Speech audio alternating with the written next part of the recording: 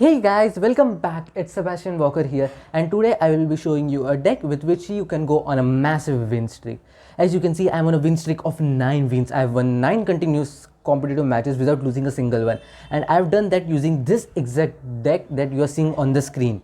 I really wasn't grinding too much. I wasn't climbing the ladder playing competitive matches for like 1.5 months, and I just recently started. I was experimenting with a lot of different things, and this is one of the strongest deck that I have ever made. And in the current meta, this is one of the strongest deck, and you can counter pretty much anything. Today I will play 3 games and show you how to win using this deck. I will show you how to use it and how to go on a massive win streak. So let's get right into it, into our first match. We are against a Barbarian King.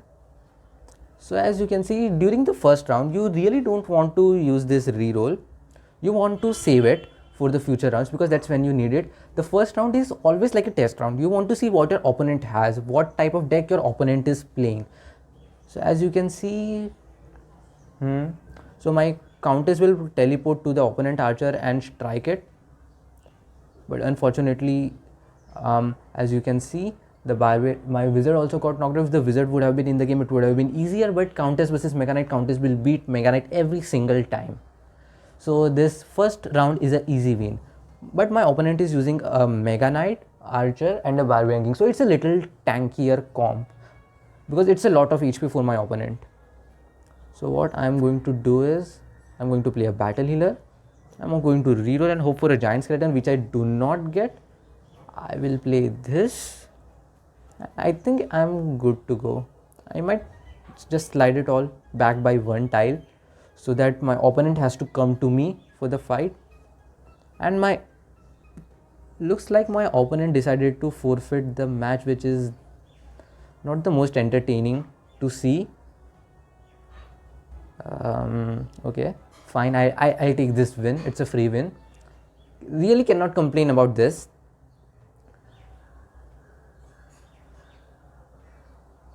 So yeah.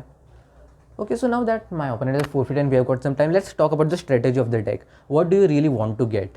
You want to start building up with tanks. You want to try to get the Mini P.E.K.K.A, the Battle Healer and the Giant Skeleton as soon as possible. That's what you want to do, ideally. So the way you want to play Giant Skeleton is you want to put it at the front. You want the Giant Skeleton to die. That's what you want. As you can see, it was a very easy win. You would probably want to stagger your tanks a little, like in a diagonal. So guys, I edited a couple of battles because I was being matched against the same opponent again and again, which wasn't very fun. So I played a non-competitive and now I'm back, and hopefully we will not be matched against the same person again. So let's get right into the battle.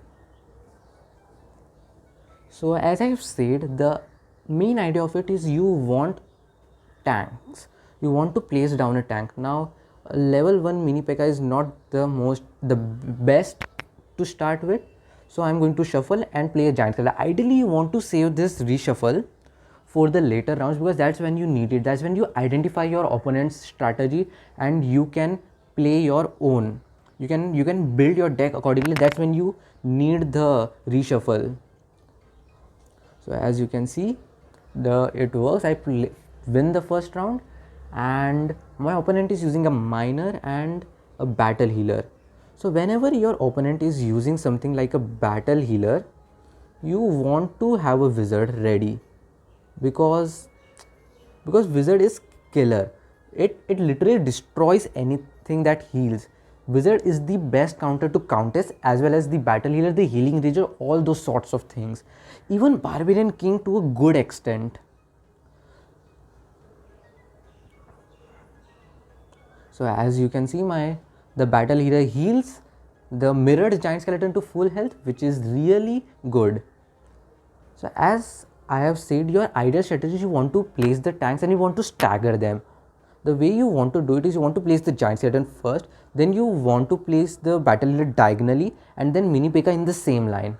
And normally what you want to mirror is you want to mirror the Archer because Archer is really good.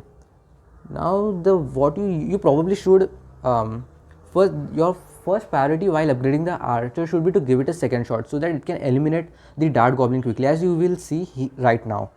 Because there are two archers attacking the two units, my archers quickly knock out the enemy dart goblin, and thus the enemy firepower is almost like zero. My enemy has no firepower to deal with my tanks, and that's why we win so easily. It was, as you can see, it was 3-0. It was easy win. Now let's get into the next battle. I hope one of these battles go to the 5th round so that I can actually show you this deck in its true power. But for now, this is what I will play. Now normally you really should not mirror your countess, but I will give this a try. This is, you should not be doing this normally, but since it's the first round, it's fine, you can do it. And my opponent has giant skeleton, so this is a horrible idea what I just did. As you can see, my countess is just going to die. So yeah, normally you don't want to do this, but since it's the first round, it is okay to do it. Like, you can get away by doing this, but normally you should not. Now I know for a fact my opponent is going to be mirroring giant skeletons, so yeah, I really wish I get a giant skeleton.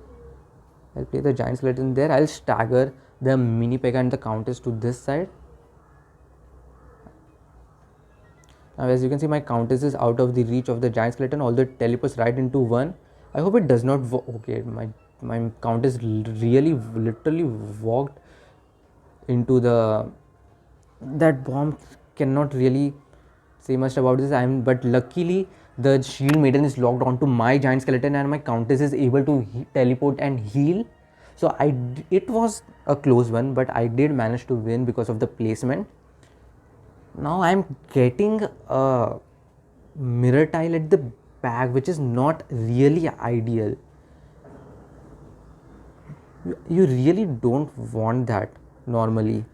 Now what the prince does is it knocks out your mini to the back. So you want to keep this third row empty so that whatever it knocks comes to the third row instead of the final row, and it can still tank for your enemy backfire. My opponent also has a mini, that too mirrored one. This is not going to be a fun one. This really isn't a fun matchup. Luckily my countess is able to teleport out of that giant skeleton bomb, or else it would have been trouble. But my opponent has a prince and a pony, that to mirror, so this is really not going to be fun. I really need a mirror tile in the front. As you can see, this one will work. This one should do it, and I will also use this, and I am hoping that I am able to get a wizard. So I have a 2-star wizard and a 2-star archers. These are normally your firepower. This is what you want to fire. This is what is going to be your main damage dealers. Now luckily my opponent does not mirror the giant skeleton, the prince, and this is really good because that's what you want.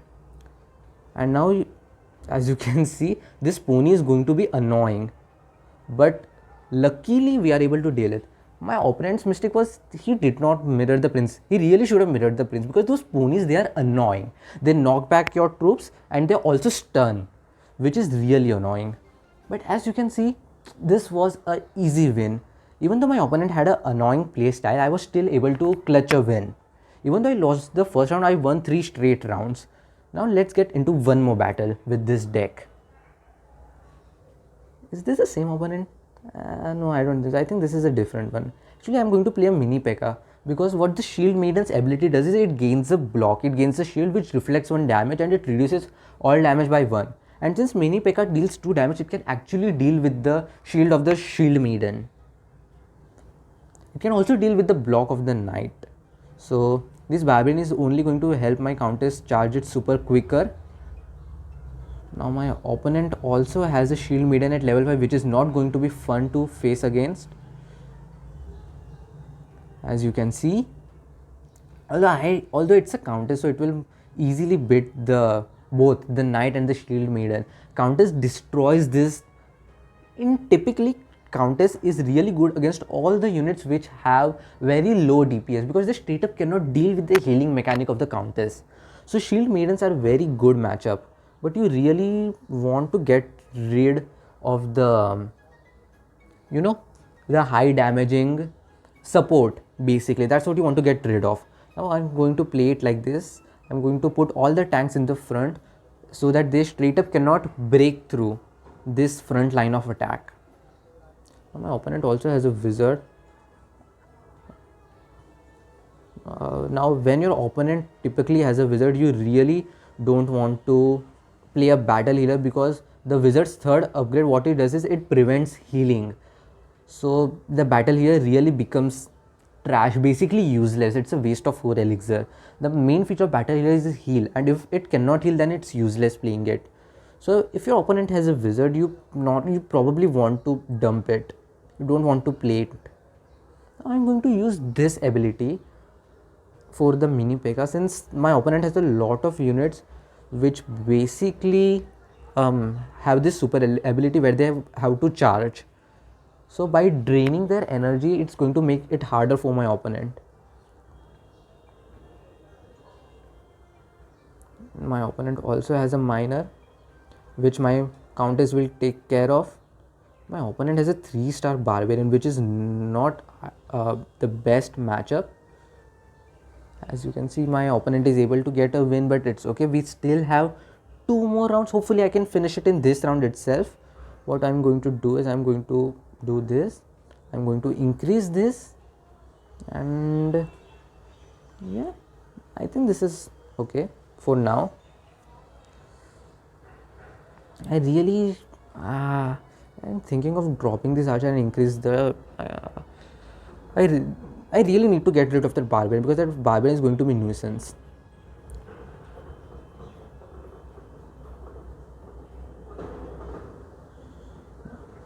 I really need to hope that the barbarian stays in that bomb effect. I think I'm losing this round for sure. Yeah, you really want to knock out that barbarian as soon as possible, and you want your I'm going to play it this side. I'm going to play it like this. Now I'm also going to increase this chance, and I'm going to play it like this.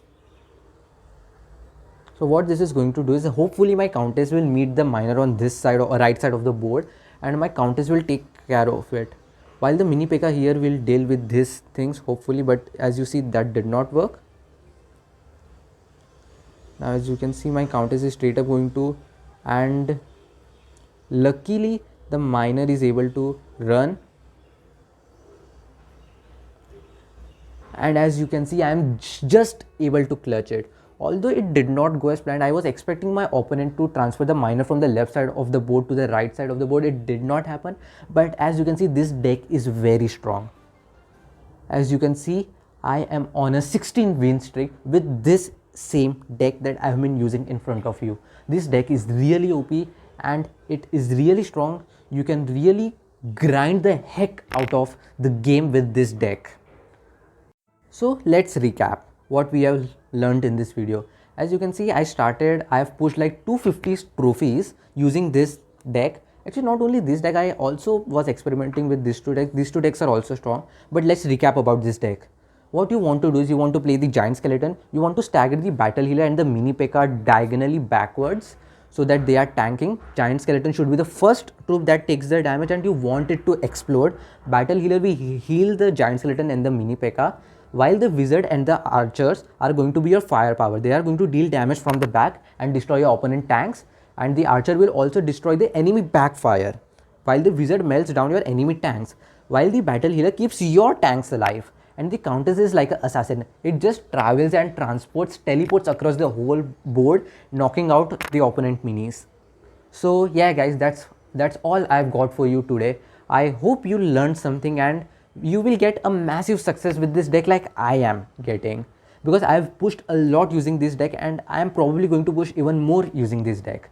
So that's it for today guys. See you next time.